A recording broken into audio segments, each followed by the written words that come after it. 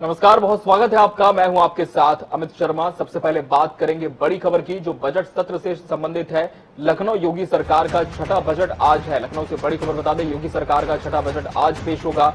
UP का budget 6.10 lakh crore होने का अनुमान है। योगी सरकार 6.10 लाख करोड़ का बजट आज पेश करेगी।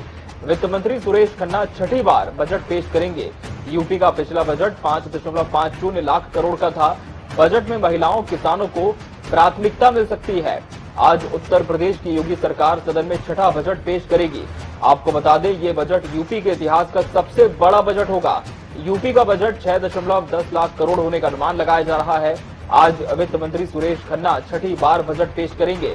बजट में महिलाओं, किसानों को प्राथमिकता मिलेगी। यूपी का पिछला बजट 5.50 लाख करोड़ का था और यूपी के इतिहास का सबसे बड़ा बजट आज पेश होगा। सरकार सिंचाई के लिए मुफ्त बिजली का ऐलान कर सकती है, जो सिंचाई को मुफ्त बिजली पर 1800 करोड़ रुपए का खर्च देगा। सरकार रानी लक्ष्मीबाई योजना में मुफ्त स्कूटी वितरण का भी ऐलान कर सकती है। तो कुल मिलाकर महिलाओं के लिए, युवतियों के लिए, किसानों के लिए काफी सौगातों का बजट ये हो सकता है और सबसे बड़ा बजट आज योगी सरकार अपना पेश करने जा रही है। 6.10 लाख करोड़ का बजट आज सदन में पेश होगा। वित्त मंत्री सुरेश खन्ना छठी बार अपने कार्यकाल में इस बजट को पेश करेंगे। पिछली बार आपको बता दें, चुनाव के मद्देनजर बजट पेश नहीं हो पाया था, लेकिन आज जब बजट पेश होगा तो काफी बृहद स्तर इसका देखने को मिलेगा। और बजट पेश करने से पहले वित्त मंत्री ने पूजा पाठ की। सुरेश खन्ना, जो कि लगातार छठी बार बजट पेश करने जा रहे हैं।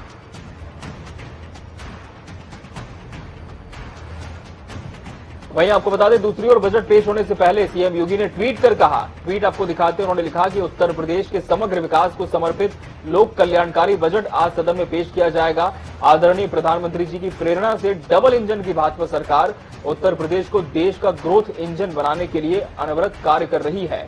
मुख्यमंत्री योगी आदित्यनाथ ने बजट पेश होने से पहले ट्वीट किया और लिखा कि आदरणीय प्रधानमंत्री जी की प्रेरणा से डबल इंजन की भाजपा सरकार उत्तर प्रदेश को ग्रोथ इंजन बनाने का काम कर रही है और समग्र विकास को समर्पित लोक कल्याणकारी बजट आज पेश किया जाएगा। तमाम बातें मुख्यमंत्री योगी आदित्यनाथ ने अपने ट्विटर हैंडल से पोस्ट की है बजट पेश होने से पहले।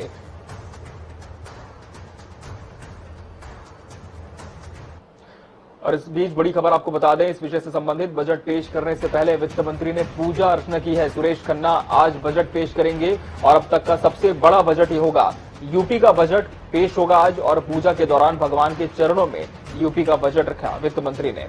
लखनऊ से बड़ी खबर, उत्तर प्रदेश के वित्त मंत्री सुरेश खन्ना आज लगातार छठवीं बार सदन में बजट पेश करने जा रहे हैं और ये पहले की तस्वीर है। बजट पेश करने से पहले वित्त मंत्री ने पूजा अर्चना की, भगवान का आशीर्वाद लिया और प्रभु के चरणों में इस बजट को अर्पित किया और प्रदेश की खुशहाली की भी कामना की और ये कामना की इस बजट से जो सौगात है वो लोगों के लिए खुलकर सामने आए। आज सौगातों का पिटारा इस बजट के साथ उत्तर प्रदेश में खुलने जा रहा है। किसानों के लिए, महिलाओं के लिए काफी लोक कल्याणकारी बजट सरकार इसे बता रही है। अनुमान है कि बहुत बड़ा बजट ये होगा और फिलहाल देखना होगा कि जब ये बजट खुलता है तब किस तरह की सौगातें वित्त मंत्री के पिटारे से निकलती हैं। किसानों के लिए, महिलाओं के लिए, युवाओं के लिए उम्मीदें बहुत हैं, लेकिन बजट पेश होने के बाद ही इस पर कुछ कहना सही होगा, क्योंकि सरकार का दावा एक तरफ है कि हमने किसानों को ध्यान में रखा है और 6.10 लाख करोड़ का बजट इस बार बनाया है। बट से अनुरोध यही करेंगे कि ये जनहितकारी कामों में सहयोग करें और ये जन कल्याण का बजट है। उत्तर प्रदेश की 25 करोड़ जनता की जन आकांक्षाओं का बजट है और हमने जो संकल्प पत्र में वादे किए थे उसके अनुरूप बजट होगा और साथ ही साथ इसमें फोकस होगा इंफ्रास्ट्रक्चर पर, महिलाओं पर, रोजगार सृजन पर और विशेष रूप से युवाओं पर। बजट में तो हर बात का इम्पैक्ट दिखाई देगा। वो अपने आप में ग्राउंड रियलिटी की जानकारी करना और विकास कार्यों को गति देना, खास तौर से उसमें विशेष रूप से नीचे तक हमारी योजनाओं का लाभ जनता तक पहुंचे, उसका उद्देश्य ये है। और हम समझते हैं कि पहली बार सरकार ने जो प्रयोग किया बहुत सफल है। लोगों में बहुत उत्साह है और लोगों का विश्वास सरकार के प्रति बढ़ा है। लोग ये कहते हैं कि सरकार बनने के बाद ये पहली बार ऐसा हुआ है कि मंत्री समूह उनके क्षेत्र में जाकर, उनके जनपद में जाकर उनका हालचाल भी लेते हैं और विकास कार्यों की समीक्षा भी करते हैं। और जितनी ज्यादा समीक्षा होती है, हम समझते हैं कि हमारा उतना अच्छा परिणाम भी आता है। तो जितनी ज्यादा समीक्षा होती है हम समझते हैं कि हमारा बजट उतना अच्छा होता है, कहते नजर आए वित्त मंत्री सुरेश खन्ना, जो लगातार छठी बार आज सदन में बजट पेश करेंगे। साल 2022-23 के इस पूर्ण बजट का आकार करीब 6.10 लाख करोड़ होने का अनुमान है। 6.10 लाख करोड़ रुपए होने का अनुमान है। और इसके पहले पत्रकारों के सामने जब वो अपनी बात रखते नजर आए, बजट को उन्होंने दिखाया और इसके पहले पूजा अर्चना भी की और वित्त मंत्री ने साफ कहा कि सबसे पहले हम स्थिति की समीक्षा करते हैं और उसके बाद ही इसे मूर्त रूप दिया जाता है। पहले तमाम वस्तु स्थिति का आकलन किया जाता है कि बजट का आकार किस तरह से हो, कितनी ज्यादा चीजें इसमें शामिल हो जो कि लोगों को लाभान्वित करें, और हर वर्ग का ध्यान इसमें रखा जाता है और इस सबको देखते हुए बजट पेश किया जाता है। वित्त मंत्री सुरेश खन्ना ने ये तमाम बातें पत्रकारों के सामने रखी बजट पेश करने से पहले। और सिंचाई के लिए मुफ्त बिजली का भी ऐलान हो सकता है और क्या कुछ ऐलान इस बजट में हो सकते हैं, जानते हैं हमारे सहयोगी अनूप कुमार सिंह हमारे साथ जुड़ चुके हैं लखनऊ से। अनूप, निश्चित तौर पर देखा जाए तो जिस तरह से दावा किया जा रहा है कि 6.10 लाख करोड़ का बजट, यानी कि यूपी के इतिहास का अब तक का सबसे बड़ा बजट, अनूप हम इसे कह सकते हैं, जो आज पेश होने जा रहा है। बजट को लेकर क्या कुछ तैयारियां हैं सरकार के वित्त मंत्री की, कब तक इसकी शुरुआत होगी, और साथ ही ये भी जानकारी दें कि हर वर्ग के लिए क्या कुछ सरकार ने इस बार समायोजित किया है। देखिए अमित, आज का दिन काफी अहम माना जा रहा है क्योंकि उत्तर प्रदेश की जनता की उम्मीदों का बजट माना जा रहा है। उत्तर प्रदेश में दोबारा बीजेपी की सरकार बनी है, उस उम्मीद का बजट माना जा रहा है। तो निश्चित रूप से आज जिस तरीके से सूत्रों के हवाले से खबर मिली है कि उत्तर प्रदेश के इतिहास में सबसे बड़ा बजट आज उत्तर प्रदेश सरकार की तरफ से वित्त मंत्री सुरेश खन्ना 11 बजे करीब विधानसभा में पढ़ेंगे, उसको पेश करेंगे। निश्चित रूप से हालांकि विपक्ष लगातार सवालिया निशान खड़ा कर रहा है कि महंगाई बढ़ रही है और सीएम योगी आदित्यनाथ का काफिला यहां पर पहुंच चुका है। वित्त मंत्री सुरेश खन्ना भी वो किस तरीके से होगा उत्तर प्रदेश में, जिस तरीके से कल पत्र में बीजेपी ने अपनी योजनाओं का जिक्र किया था, वो चाहे स्कूटी वितरण की बात, जो मेधावी छात्र थी उनको स्कूटी देने की बात कही थी, तो इस बजट में उसका भी प्रावधान रखा जा रहा है निश्चित रूप से। जिस तरीके से दूसरा सबसे बड़ा जो आकर्षक था वो बुजुर्ग महिलाएं, जो 60 साल से ऊपर महिलाएं हैं, उनको मुफ्त यात्रा देने की बात जो संकल्प पत्र में कही गई थी, उसको भी इस बजट में शामिल किया गया। आप देख सकते हैं सुरेश खन्ना पहुंच चुके हैं, मुख्यमंत्री योगी आदित्यनाथ पहुंच चुके हैं। निश्चित रूप से जिस तरीके से इसके बाद करीब 11 बजे वित्त मंत्री सुरेश खन्ना पूरे बजट को पढ़ेंगे। ये बजट अब तक का सबसे बड़ा है। ये देखिए वो बजट की वो जो टैब है वो दिखा रहे हैं, इस टैब में पूरे बजट का पूरा विवरण है और उसी टैब से मुख्यमंत्री के साथ में बैठकर ही सुरेश खन्ना वित्त मंत्री उत्तर प्रदेश की आज का इतिहास का सबसे बड़ा बजट पढ़ेंगे। ये तस्वीरें एक्सक्लूसिव हैं और इसके बाद सीधे सत्र में जाकर के बजट पढ़ना शुरू कर देंगे वित्त मंत्री। तमाम जो योजनाएं हैं, चाहे मुफ्त सिंचाई योजनाएं जो बिजली किसानों को लेकर के सरकार ने एजेंडे में कहा था, संकल्प पत्र में वादा किया था, उसका भी प्रावधान है। जो कृषि को लेकर बढ़ावा देने के लिए जो बात सरकार ने कही थी, उसका भी प्रावधान है।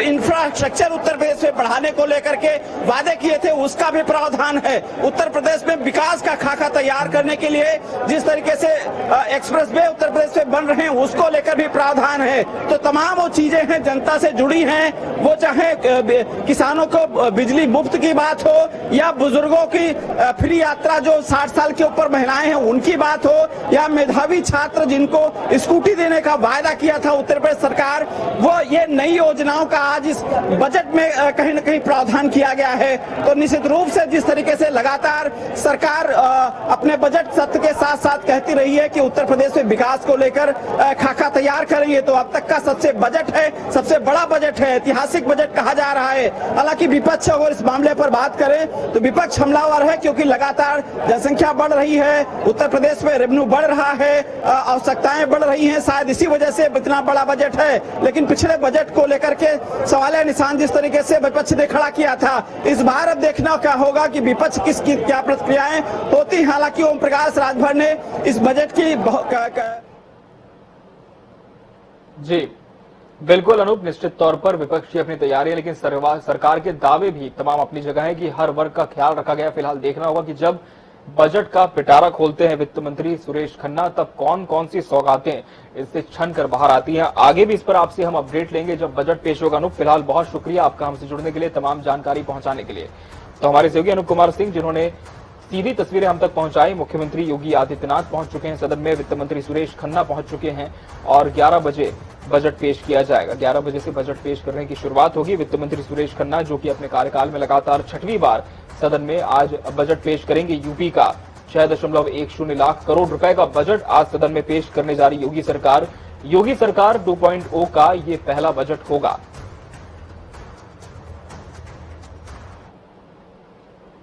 वहीं बजट को लेकर सुभाषपा के अध्यक्ष ओम प्रकाश राजभर ने जनता टीवी से खास बात की। इस दौरान उन्होंने क्या कुछ कहा, आपको बताते हैं।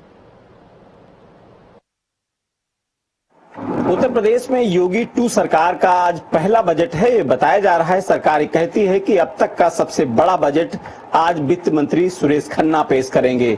हमारे साथ ज्यादा जानकारी के साथ सुभाषपा के राष्ट्रीय अध्यक्ष ओम प्रकाश राजभर जी हैं।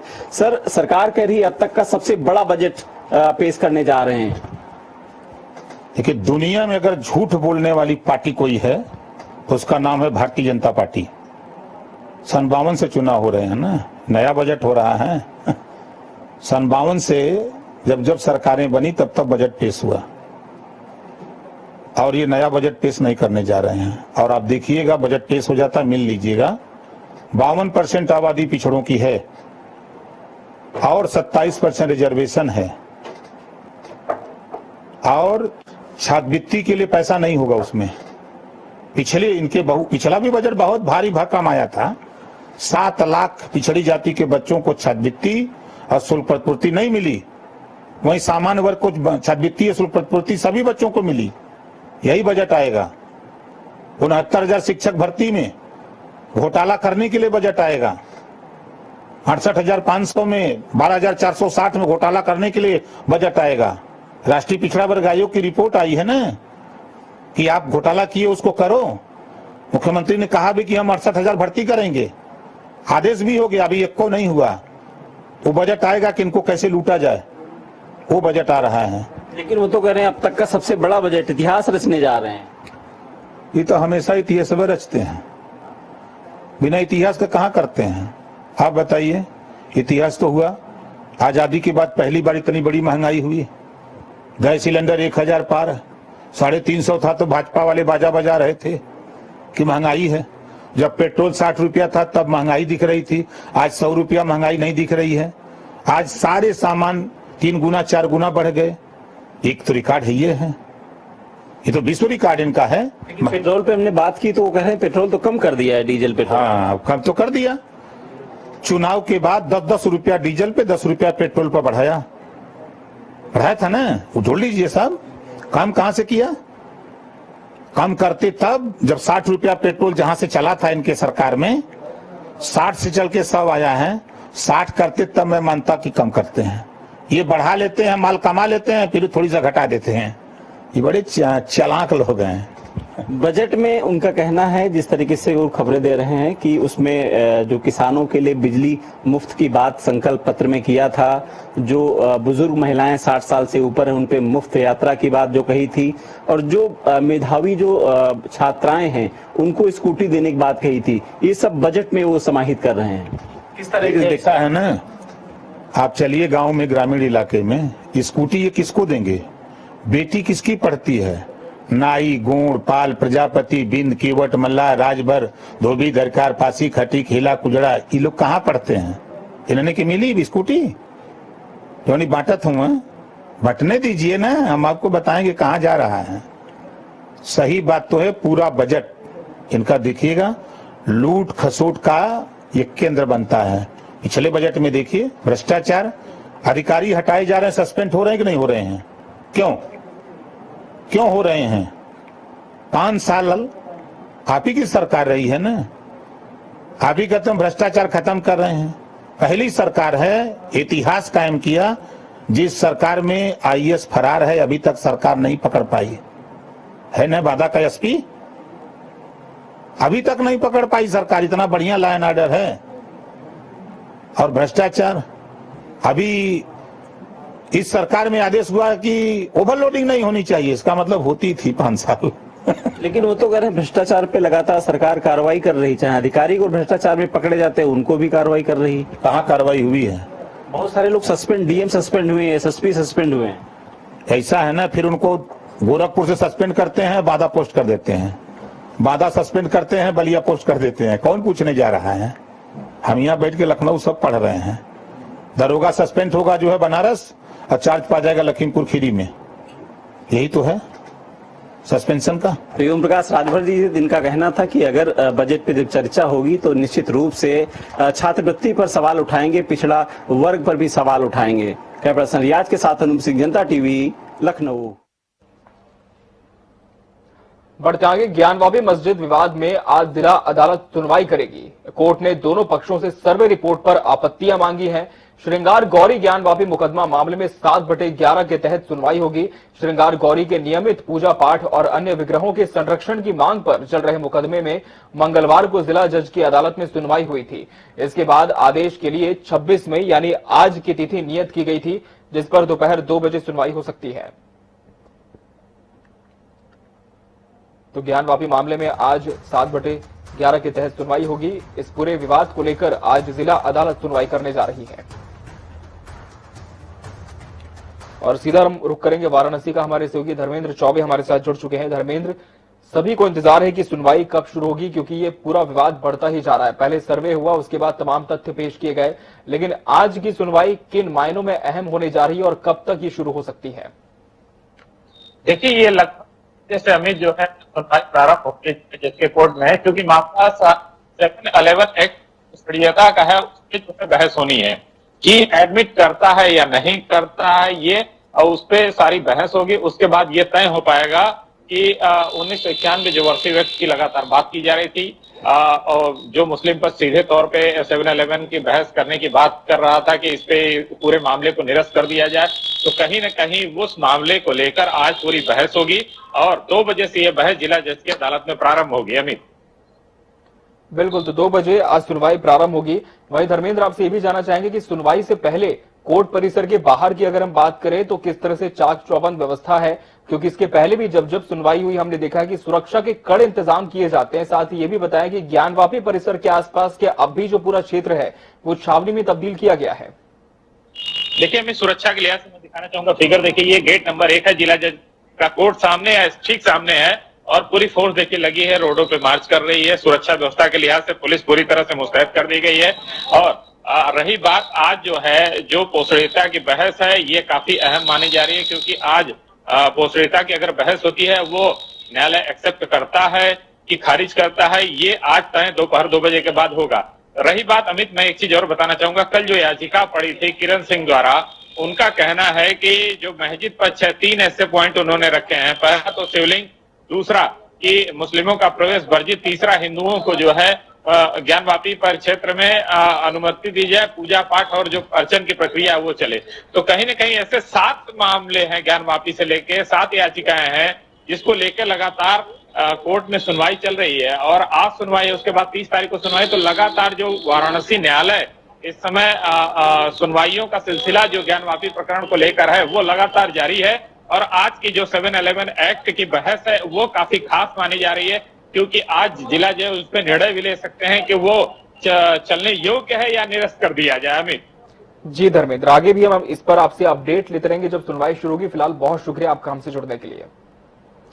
बढ़ते आगे, उत्तराखंड के मुख्यमंत्री पुष्कर सिंह धामी आज टिहरी के दौरे पर रहेंगे। सीएम टिहरी में आयोजित टीएचडीसी की जर्नी ऑफ टिहरी डैम कार्यक्रम में शिरकत करेंगे। कार्यक्रम में केंद्रीय ऊर्जा मंत्री आरके सिंह भी शामिल होंगे। केंद्रीय ऊर्जा मंत्री आरके सिंह और मुख्यमंत्री पुष्कर सिंह धामी दोपहर के बाद टिहरी पहुंचेंगे। सीएम पुष्कर सिंह धामी अपने 1 दिवसीय भ्रमण कार्यक्रम के तहत 3:30 बजे कोटी हेलीपैड टिहरी गढ़वाल पहुंचेंगे। जिला प्रशासन से प्राप्त जानकारी के अनुसार मुख्यमंत्री हेलीपैड से होटल ली रॉय टिहरी गढ़वाल पहुंचेंगे।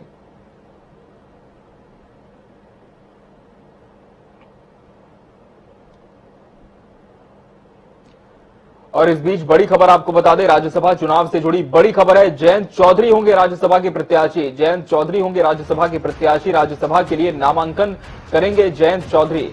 सपा आरएलडी के संयुक्त प्रत्याशी होंगे जयंत चौधरी। समाजवादी पार्टी ने ट्वीट कर इसकी जानकारी दी है। सपा आरएलडी के संयुक्त प्रत्याशी होंगे जयंत चौधरी। समाजवादी पार्टी ने ट्वीट करके इसकी जानकारी दी है। तो बड़ी खबर आपको बता दें, राज्यसभा चुनाव से जुड़ी हुई बड़ी खबर है। जयंत चौधरी सपा आरएलडी के संयुक्त प्रत्याशी होंगे। समाजवादी पार्टी ने ट्वीट कर इसकी जानकारी दी है। तो इस वक्त की बड़ी खबर आपको बता दें, जयंत चौधरी जो कि राज्यसभा में प्रत्याशी होंगे सपा और आरएलडी के। और अखिलेश यादव और जयंत चौधरी की दोस्ती काफी मानी जाती है सियासी गलियारों में। और जयंत चौधरी को अखिलेश यादव ने ही राज्यसभा भेजने का वादा किया था। अखिलेश चाहते थे कि जयंत सपा के सिंबल पर राज्यसभा जाएं, लेकिन जयंत राष्ट्रीय लोकदल के उम्मीदवार के तौर पर सपा का समर्थन चाहते थे और अब हुआ भी यही है। संयुक्त प्रत्याशी उन्हें बनाया गया है। राज्यसभा सीट के लिए पूर्व कांग्रेसी कपिल सिब्बल का समर्थन देने वाली समाजवादी पार्टी के समर्थन को पार्टी के वरिष्ठ नेता आजम खान को सुप्रीम कोर्ट से अंतरिम जमानत दिलाने में मदद करने से एक बदले के रूप में भी देखा जा रहा है। और आपको बता दें, जयंत चौधरी राज्यसभा के प्रत्याशी होंगे, सपा और आरएलडी के संयुक्त प्रत्याशी होंगे। और इसी के साथ मुझे दीजिए इजाजत। नमस्कार।